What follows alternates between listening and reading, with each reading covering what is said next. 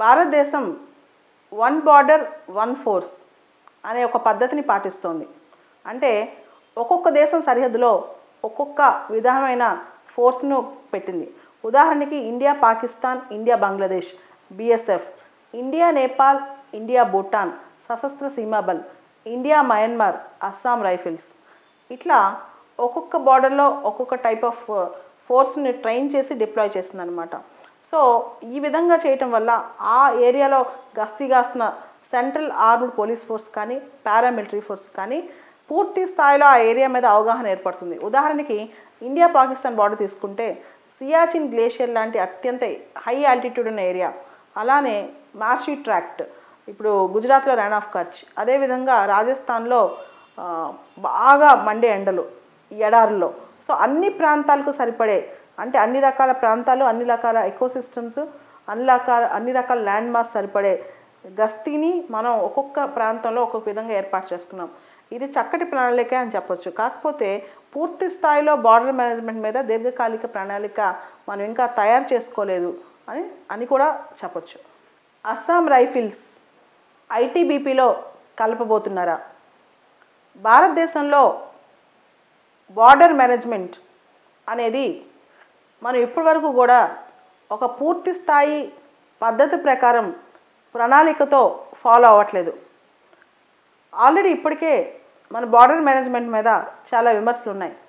అడ్హాకిజం in border management అని, అంటే అవసరమైనప్పుడు పరిస్థితిని బట్టి నిర్ణయం తీసుకుంటున్నామే కానీ పూర్తి స్థాయిలో ఒక దీర్ఘకాలిక ప్రణాళికబద్ధంగా మనం బార్డర్ మేనేజ్మెంట్ చేయట్లేదు అనేది ఇప్పటికే భారతదేశం మీద ఉన్న ఒక విమర్శ.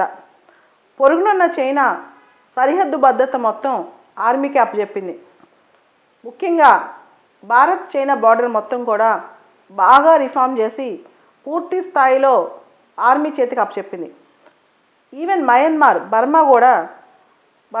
బర్మీ పోలీస్ పక్కన ఉన్నప్పటికీ కూడా ఆర్మీ మీదే ఇండియా మయన్మార్ బార్డర్ను నిర్ణయిస్తోంది. ఆర్మీ మీదే దాని యొక్క సరిహద్దు గస్తీ కాస్తుంది. ఇట్లాంటి పరిస్థితిలో భారతదేశం ఒక ప్రణాళికాబద్ధంగా కాకుండా నిర్ణయాలు తీసుకునేటప్పుడు కొంతవరకు కొన్ని జాగ్రత్తలు తీసుకోవడం అవసరం. ముఖ్యంగా మనం గమనిస్తే అస్సాం రైఫిల్స్ని ఐటీబీపీలో కలపబోతున్నారు అనే వార్తలు వస్తున్నాయి. ఇండో టిబెటియన్ బార్డర్ పోలీస్ అనేది ఇండియా చైనా మధ్య ముఖ్యంగా హై ఆల్టిట్యూడ్ రేంజ్లో వాళ్ళు గస్తీ కాస్తారు.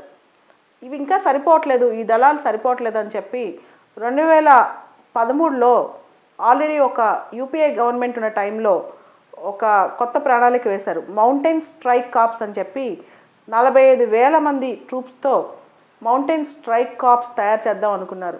ఈ ఆలోచన పక్కన పడిపోయింది. ఇప్పుడు అస్సాం రైఫిల్స్ని తీసుకెళ్ళి ఐటీబీపీలో కలపటం వల్ల జరిగే నష్టాలేంటి, లాభాలేంటి? ముఖ్యంగా హై ఆల్టిట్యూడ్ రేంజ్ టెరైన్ వేరు, మౌంటైనస్ టెరైన్ వేరు. అస్సాం రైఫిల్స్ మొదటి నుంచి కూడా ఇండియా మయన్మార్ బార్డర్స్ను గస్తీగాస్తున్నారు. వీళ్ళకి అక్కడున్న ప్రాంతాలు, ఈశాన్య రాష్ట్రాల యొక్క జీవన శైలి కానీ, అక్కడున్న టెరైన్ కానీ, జోగ్రఫీ కానీ ఇవన్నీ బాగా తెలుసు. సో దీంతో బార్డర్ మేనేజ్మెంట్ అనేది కేవలం పోలీసింగ్ మాత్రమే కాదు, ఇట్ గోస్ బియాండ్ దట్. అంటే మన సరిహద్దు గస్తీ అనేది కేవలం పోలీసింగ్, లా అండ్ ఆర్డర్ మాత్రమే కాదు, అంతకు మించిన చాకచక్యం, స్కిల్స్ దానిలో కావాల్సి ఉంది. సో అస్సాం రైఫిల్స్ ఎన్నో సంవత్సరాలుగా ఇండియా మయన్మార్ బార్డర్, ముఖ్యంగా 1600 కిలోమీటర్స్ బార్డర్, ఎక్కువగా హిల్లీ మౌంటైన్స్, తర్వాత నాగాల్యాండ్ సంబంధించిన ఇష్యూస్, ఇవన్నీ తెగలకు సంబంధించిన ఇష్యూస్.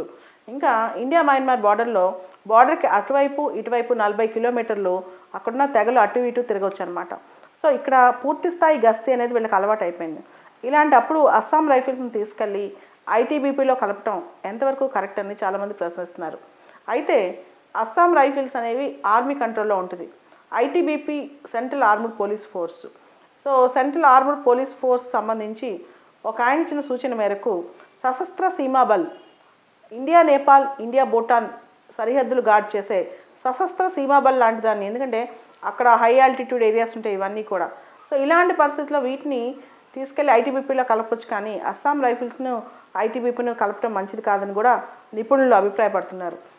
ఈ అస్సాం రైఫిల్స్ ఐటీబీపీలో కలపడం అనేది ఈరోజు ఆలోచన కాదు. 2009లోనే ఒక డ్రాఫ్ట్ ప్రణాళిక క్యాబినెట్ కమిటీ ఆన్ సెక్యూరిటీకి సమర్పించారు, సిసిఎస్కి.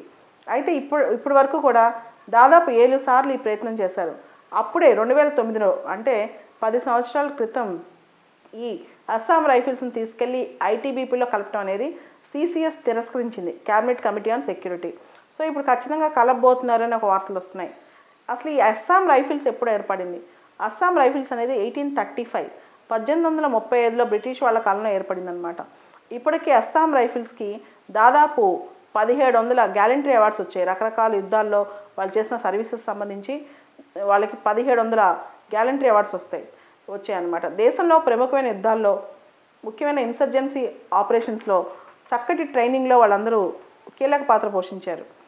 భారతదేశంలో చూసుకుంటే కాశ్మీర్ తర్వాత, అంటే జమ్మూ కాశ్మీర్ తర్వాత అత్యంత కీలకమైన ప్రాంతం ఈశాన్య రాష్ట్రాలు. ఇక్కడ పహారా గాయాలన్నా, లా అండ్ ఆర్డర్ మెయింటైన్ చేయాలన్నా, గస్తీ కాయాలన్నా సరే దానికి స్పెషల్ స్కిల్స్ ట్రైనింగ్ అవసరం.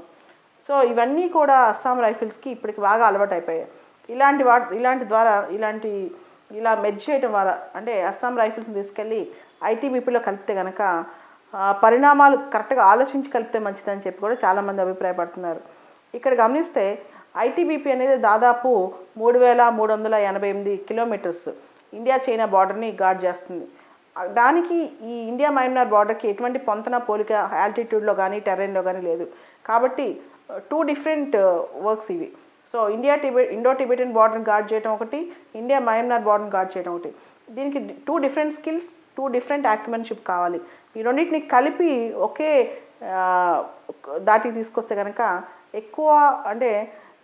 ఎక్కువ ఇబ్బందులు గురయ్యే అవకాశం ఉందని కూడా చాలామంది అభిప్రాయం అన్నమాట. ఇది అస్సాం రైఫిల్స్ ఐటీబీపీలో కలపడం మంచిదా చెడా అనే అంశం.